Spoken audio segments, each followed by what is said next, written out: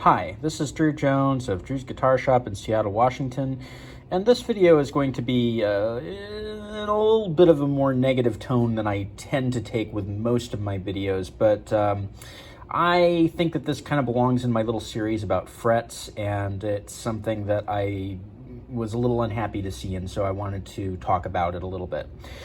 This is a Deering Artisan Good Time banjo. It's a tenor banjo, and it came in here for some basic setup work, which it's getting today. One of the first things that I do when going in to do setup work is that I usually will steel wool and polish the frets, just because it makes them look nicer. It's a nice thing to do for the customer, and sometimes it will help show some issues. In this case, when I went down to get a closer look at these frets, I noticed something that kind of caught my interest, which is that they feel a little bit rough. And I was like, well, why do these feel rough? And then I got in a lot closer, and I realized that there's actually finish buildup on these frets. And then I looked at the board, and I noticed that the board was actually finished with a clear coat. It looks like the same clear coat that's on top of these frets.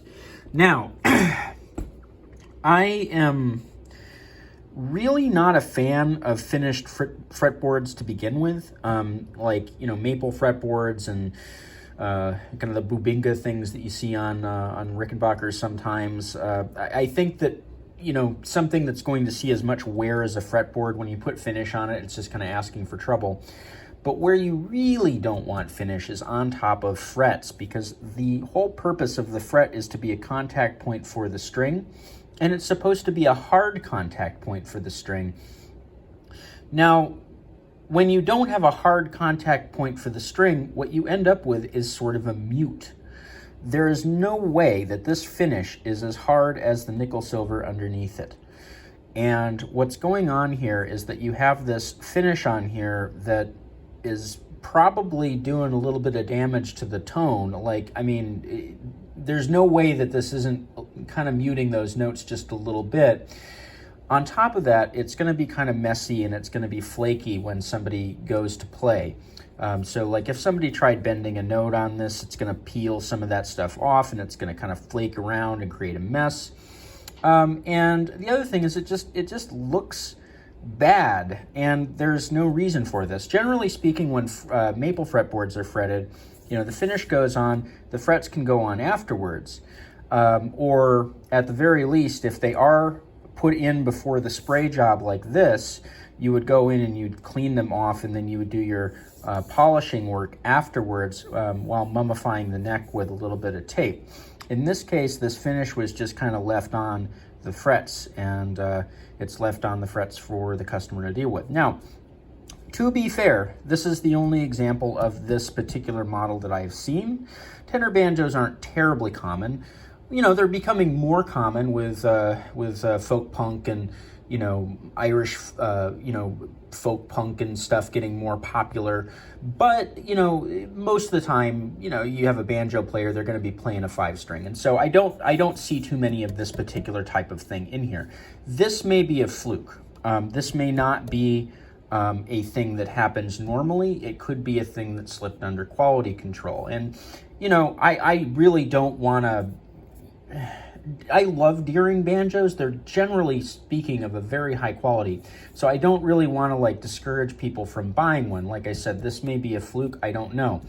But if you are thinking of buying one of these banjos, it might be worth taking a look at these frets and seeing if you can spot any kind of yellowish something on top of them, or if you can see maybe some of this type of flaking going on, and kind of decide whether or not the frets are actually coated with finish. Because if they are, it's not great. That finish is removable. That mummification and scraping away the finish and polishing is all stuff that can be done at a shop, but it's stuff that shouldn't have to be done at a shop. Typically, when instruments come out of a factory, there are going to be some things that could be better. Generally speaking, production guitars, even high quality ones, kind of have to walk this line between quality and affordability in terms of the parts that they're using. And, you know, sometimes some of the setup work and stuff, you know, they're trying to make money. They're trying to produce an instrument and get it out the door so that they can get it on a sales floor somewhere. And a lot of times what happens is, you know, people buy those instruments and they bring them into somebody like me, and I do the little tiny upgrades that, you know, the customer wants to see done, and then, you know, they go out of here. But generally those upgrades are very, very minor things. Sometimes putting a bone nut instead of the slipstone or plastic or tusk one that's on there. Sometimes, you know, doing a little bit of re-radius work on a saddle, or, you know, improving bridge pins or whatever.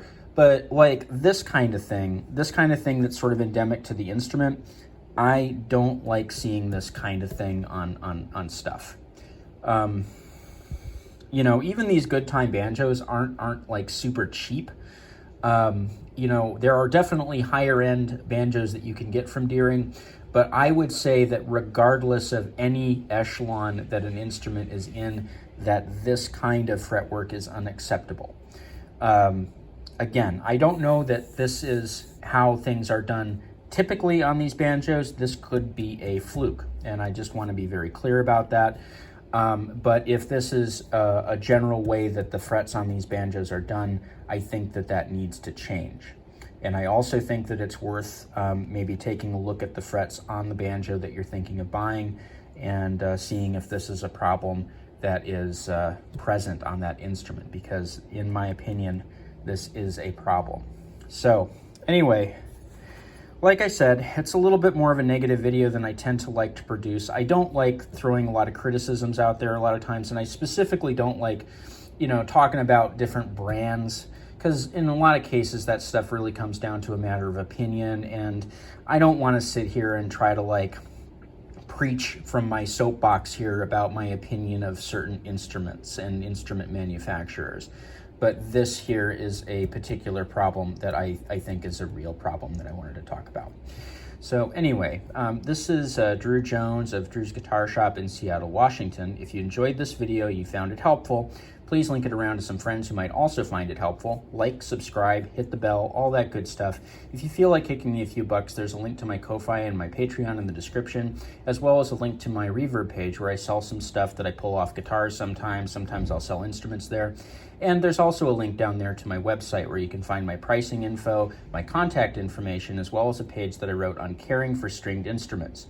Newly added to that page is, incidentally related to this video, a page that I wrote all about fretwork. Everything you could possibly want to know about frets, you know, different materials, stainless steel, gold Evo, nickel silver, doing compound radius stuff on guitars and basses, going fretless, and basically anything that you could possibly want to know. And if you find something that isn't answered on that page, please get a hold of me and let me know what that is so that I can add it to the page. Anyway, this has been Drew Jones of Drew's Guitar Shop in Seattle, Washington. Thank you for watching.